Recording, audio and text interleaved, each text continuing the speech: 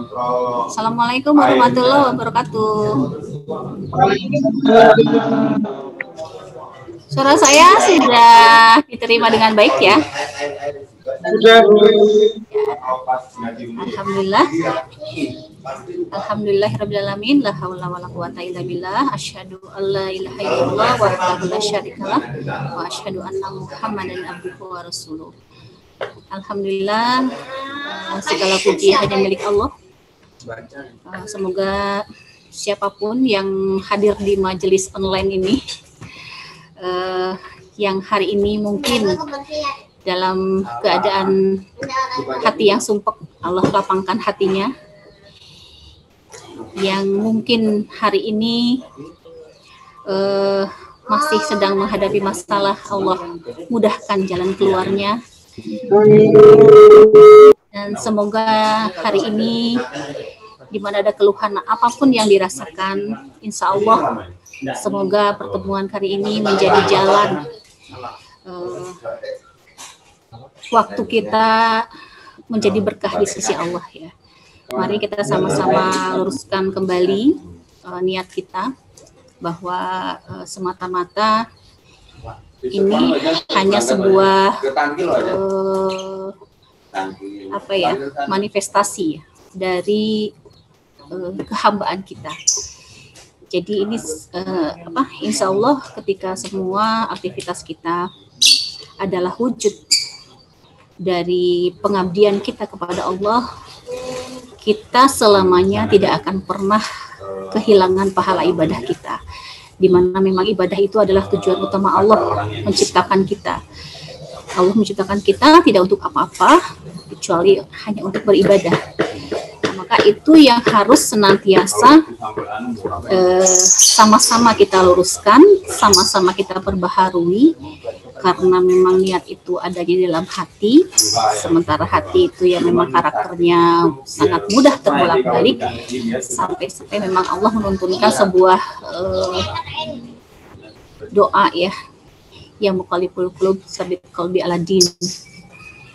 Wahai Allah yang maha pembolak-balik hati, dalam keadaan seperti apapun hati kita, semoga Allah senantiasa tetapkan hati kita di dalam agama Allah. Dimana ketika Allah tetapkan hati kita di dalam agama Allah, maka ketika kita berilmu, kita akan bisa memilah-milah. Pada saat kita berilmu, kita rasakan ilmu itu membuat kita semakin dekat dengan Allah. Itu kita pertahankan, kita teruskan, kita aplikasi, dan kita tingkatkan. Tetapi ketika kita berilmu, kemudian kita rasakan malah menjauhkan kita dari Allah, malah semakin membuat kita malas beribadah, semakin lebih hubud dunia dan sebagainya, itu segera tinggalkan. Karena itu adalah kita akan termasuk golongan orang-orang yang berugi. Karena hari ini sama dengan hari kemarin saja itu sudah termasuk merugi gitu ya. Kalau hari ini lebih buruk dari kemarin, kita celaka ya. Kalau hari ini sama dengan hari kemarin, kita termasuk merugi. Jadi sebenarnya Allah itu menuntunkan kepada kita bahwa setiap hari itu adalah hari yang baru. Hari yang baru itu maksudnya apa? Hari yang selalu lebih baik daripada kemarin.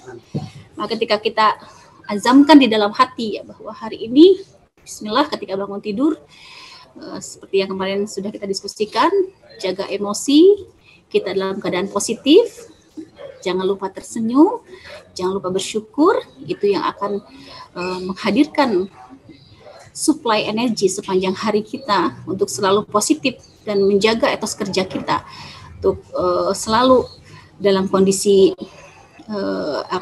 terjaga ya dunia akhirat kita. Insya Allah pada saat itu ketika niat kita semata-mata untuk Allah, Allah akan bimbing kita, Allah akan selamatkan kita, Allah akan tuntun kita hingga di proses akhir, agar apa yang kita lakukan itu bisa menyelamatkan dunia akhirat kita. Sehingga pada saat kita berilmu, itu sebenarnya tujuannya adalah untuk dekat kepada Allah, untuk lebih mengenal kepada Allah. Jadi ketika berilmu malah menjauhkan, itu berarti kita salah. Berarti itu adalah sebuah kesalahan dalam berilmu. Maka kita segera tinggalkan dan segera cari, karena yang merasakan adalah diri kita sendiri. Kita sendiri yang membuat sebuah ilmu menjadi melekat di dalam hati kita, ikut memelihara fitrah ketauhidan kita yang sebenarnya kita tidak bisa berpisah, tidak bisa lepas dari Allah. Kita itu akan selalu tergantung dengan Allah, karena dalam diri kita tuh ada unsur Allah gitu. Ketika kebutuhan dari fitrah ketauhidan kita tidak terpenuhi, pasti ada sesuatu yang demo di dalam diri kita, pasti ada sesuatu yang berteriak-teriak tidak terpenuhi haknya, yaitu hak untuk dekat dengan Allah, hak untuk meminta perlindungan dan selalu melibatkan Allah, selalu terkoneksi dengan Allah. Sebenarnya semua manusia pun ketika menjauh dari Allah, pasti ada suara di dalam hati yang murni, dan biasanya suara hati yang murni itu muncul pada saat kita memberi ruang kepada hati kita untuk sejenak, untuk hening ya, berdiam diri, kemudian kita bertafakur. Pada saat itu baru muncul suara hati yang murni, fitrah kita sebagai manusia yang hadir, rasa dorongan untuk dekat dengan Allah. Maka ketika ada seseorang sepertinya tidak ada dorongan untuk mendekat kepada Allah, bukan berarti fitrahnya hilang, tapi fitrahnya itu tersabotase atau tertutupi dengan aktivitas-aktivitas yang sengaja atau tidak, disadari atau tidak, sebenarnya itu menjauh dari Allah. Oke, pada saat ini, hari ini, pagi ini, saya akan sedikit mengulas tentang the power of berdamai. Jadi kekuatan berdamai. Ya, kenapa penting ini untuk dibahas? Karena kenapa kita harus tahu ya tentang berdamai ini? Karena berdamai ini merupakan sebuah langkah psikologis yang penting dan selaras dengan tuntunan Islam ya, di mana ini merupakan salah satu faktor yang menjadi pendukung untuk memudahkan kita tercapainya goals kita ya. Ini seringkali terlewat untuk dibahas.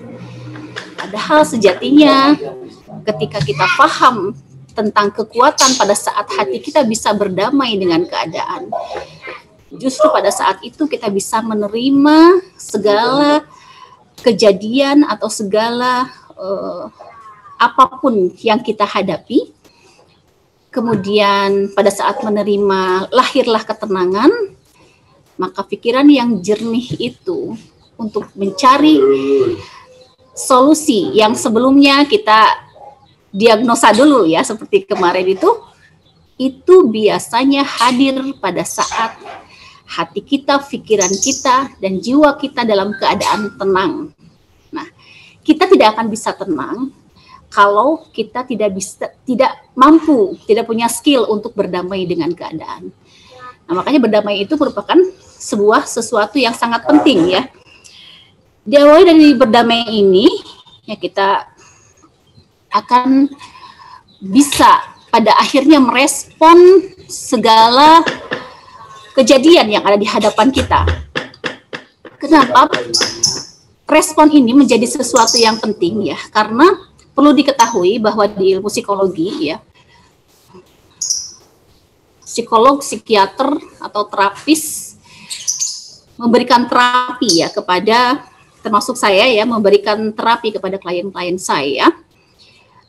Ini perlu diketahui bahwa terjadinya tekanan atau stres yang ada pada diri seseorang itu penentunya bukan seberapa kuat tekanan yang diterima, seberapa hebat masalah yang dia hadapi, bukan juga ditentukan oleh seberapa berat ya beban yang dihadapi, itu sama sekali bukan.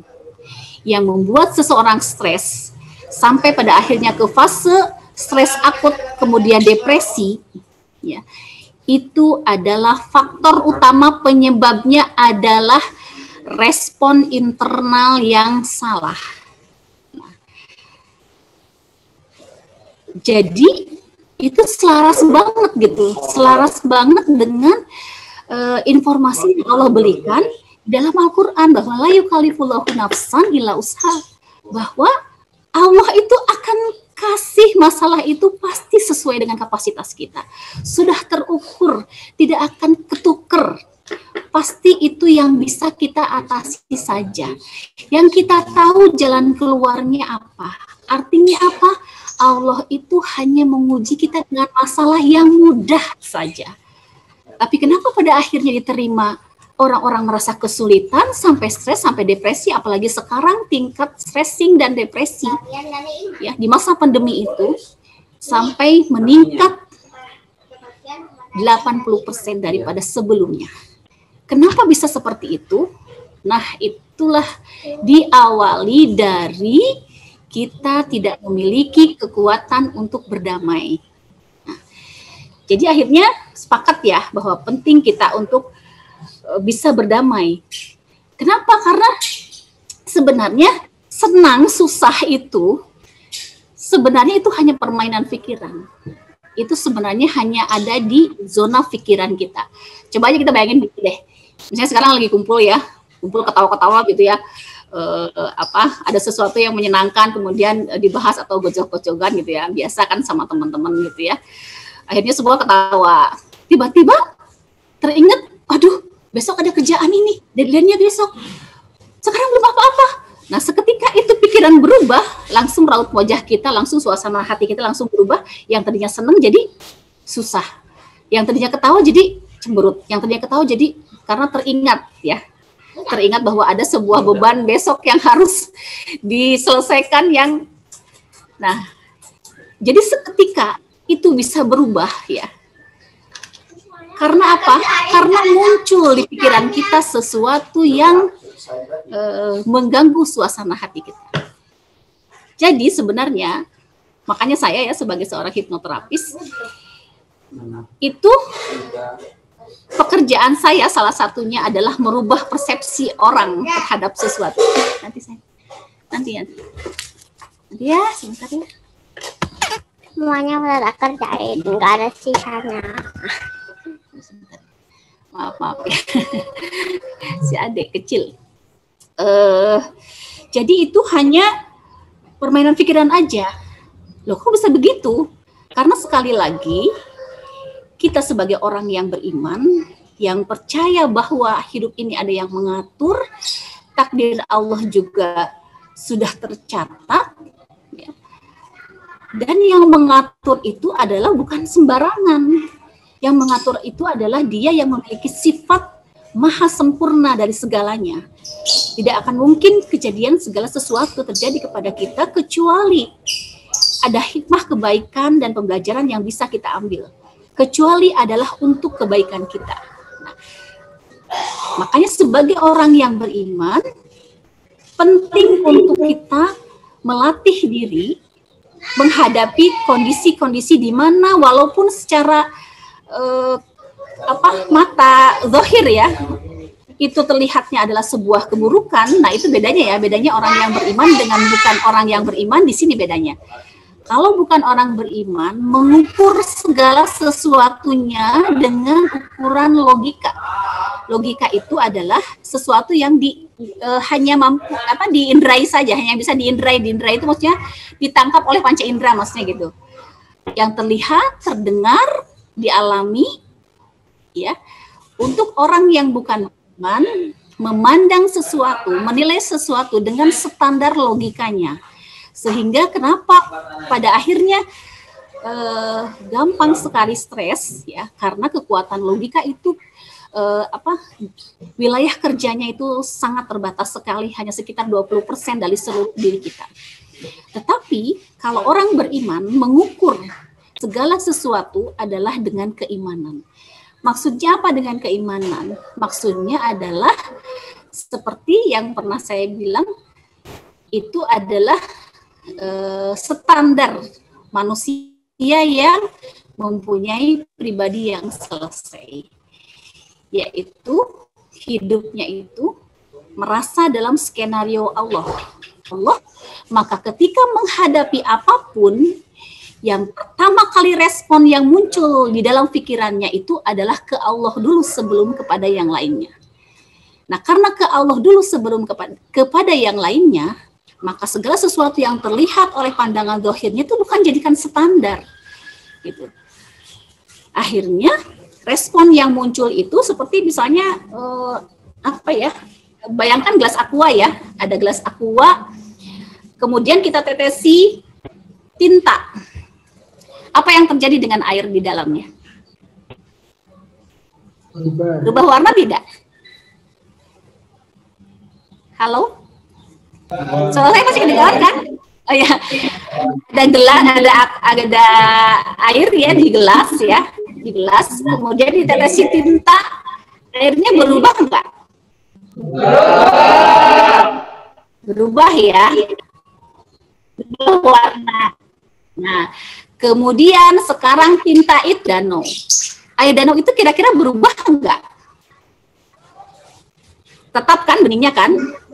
Nah, begitulah orang yang beriman dengan orang beriman merespon setiap peristiwa yang hadir di dalam kepada dirinya.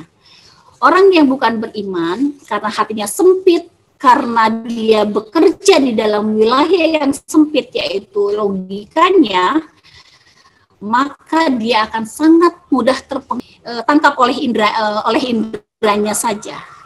Tetapi orang yang beriman, yang memiliki hati yang luas, ya, ketika ada masalah, dia tetap pikirannya bening, bahkan semakin ujian datang bertambah, dia semakin naik level kesadarannya, semakin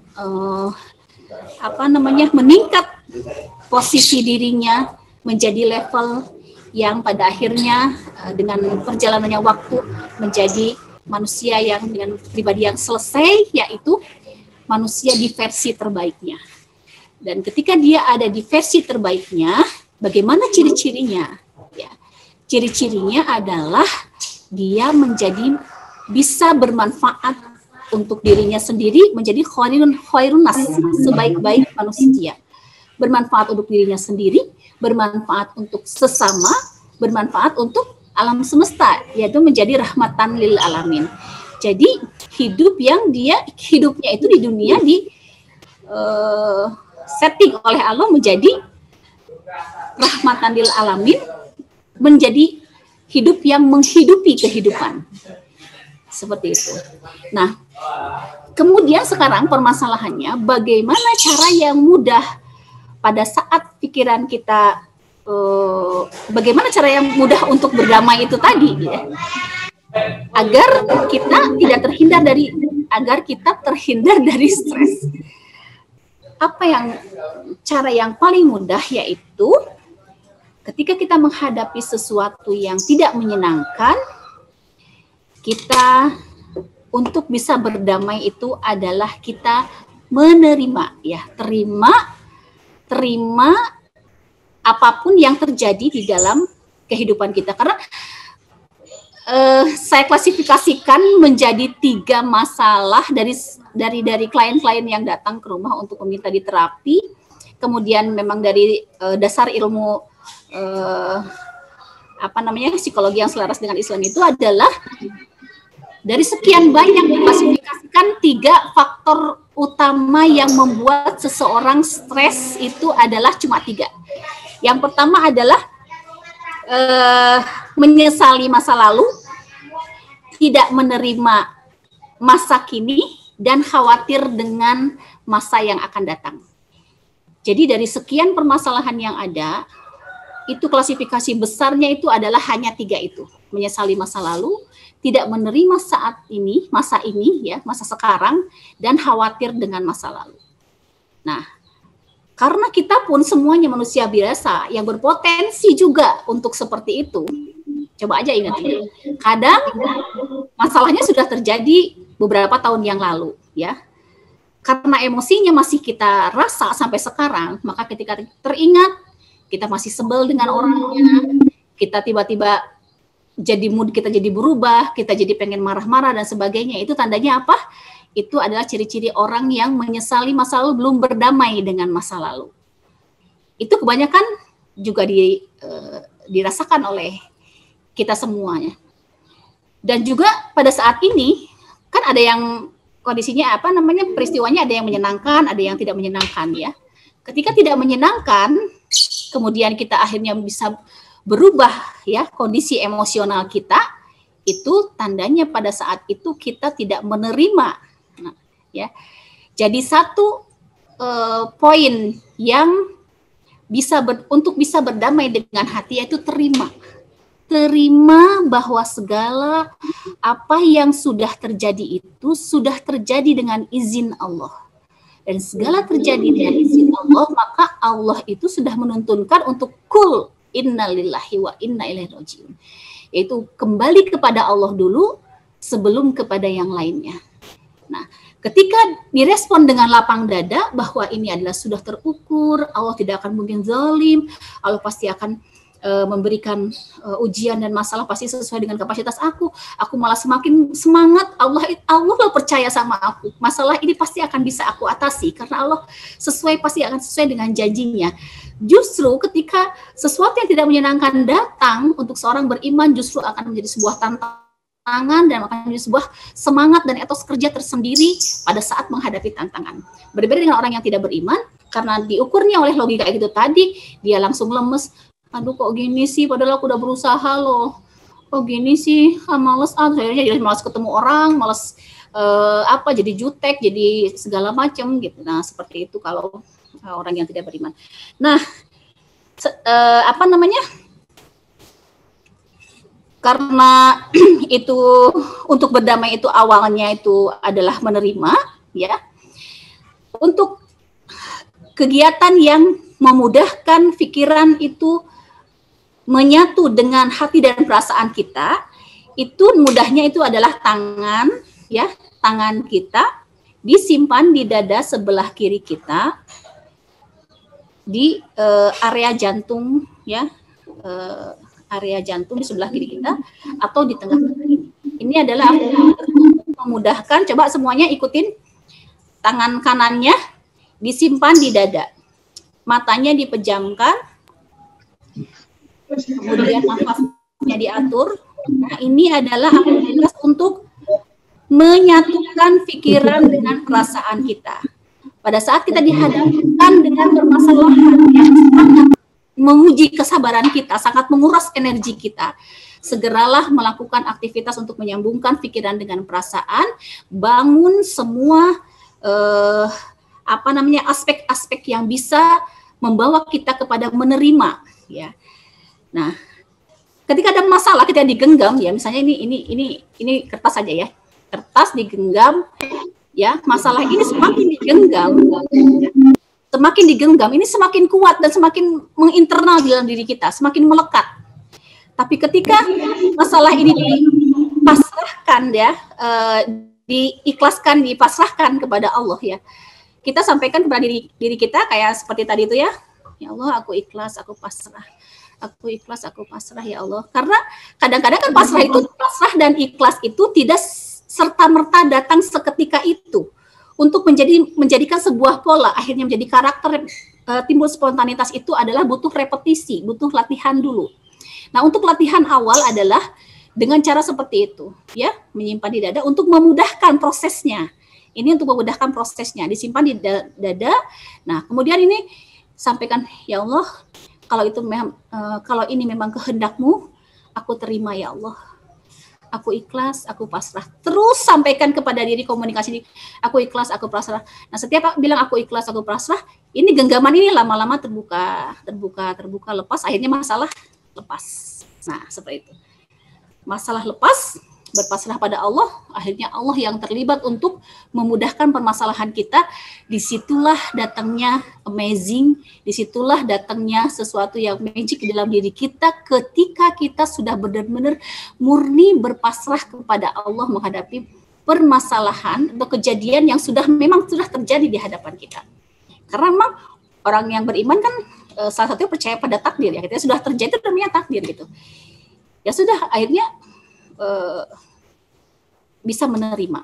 Demikian juga ini satu hal ya, yang berhubungan juga dengan the power of berdamai. Ketika perusahaan kita sudah menetapkan target dalam 1 bulan misalnya 10M gitu ya.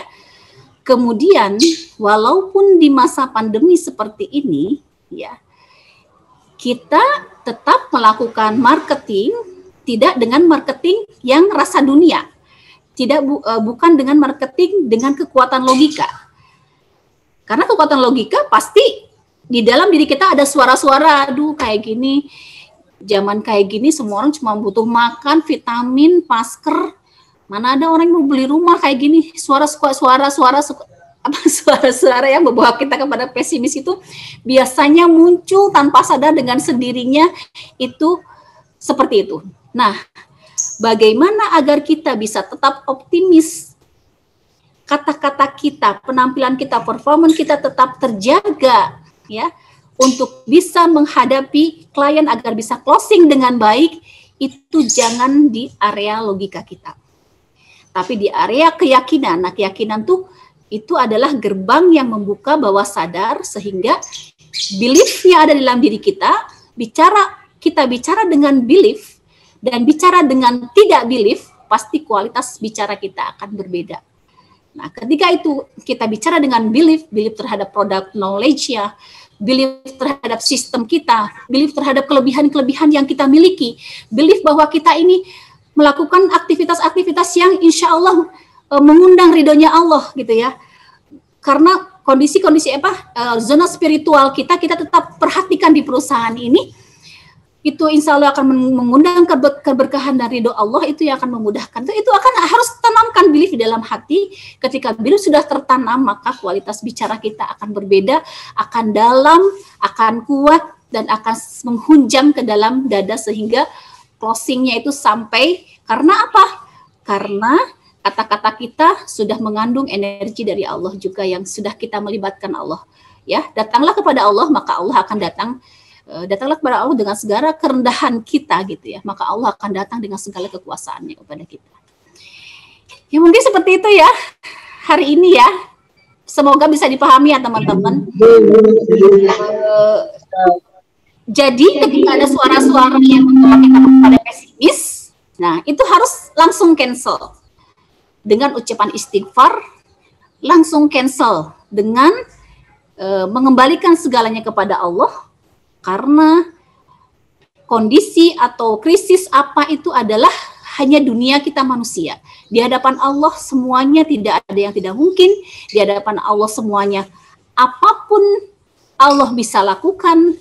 Jadi untuk orang-orang yang berpegang teguh terhadap keyakinan kepada Allah, ya, menjaga keimanannya, maka zona kerja kita bukan zona kerja rasa dunia. Zona kerja kita bukan zona kerja yang recehan. Kalau kita mau amazing datangnya, kita maka ikhtiarnya bukan ikhtiar yang recehan gitu ya. Ya insya Allah seperti itu ya teman-teman. Semoga menjadikan semangat tersendiri ya buat teman-teman semuanya.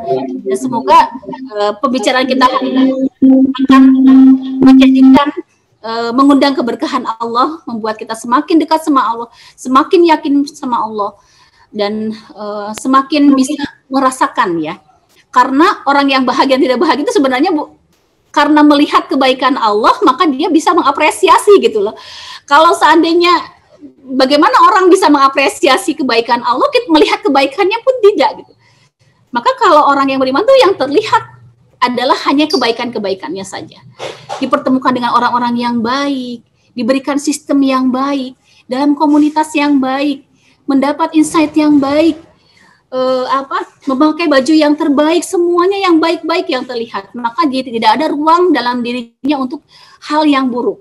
maka energinya itu akan terjaga vibrasinya dalam kondisi yang positif dan baik. Nah, disitulah kelebihan orang beriman yang tidak dimiliki oleh yang lainnya, yang mempunyai kedudukan istimewa di hadapan Allah, yang memang berbeda ya, adalah orang-orang yang pilihan Allah ya. Semoga kita termasuk di dalamnya.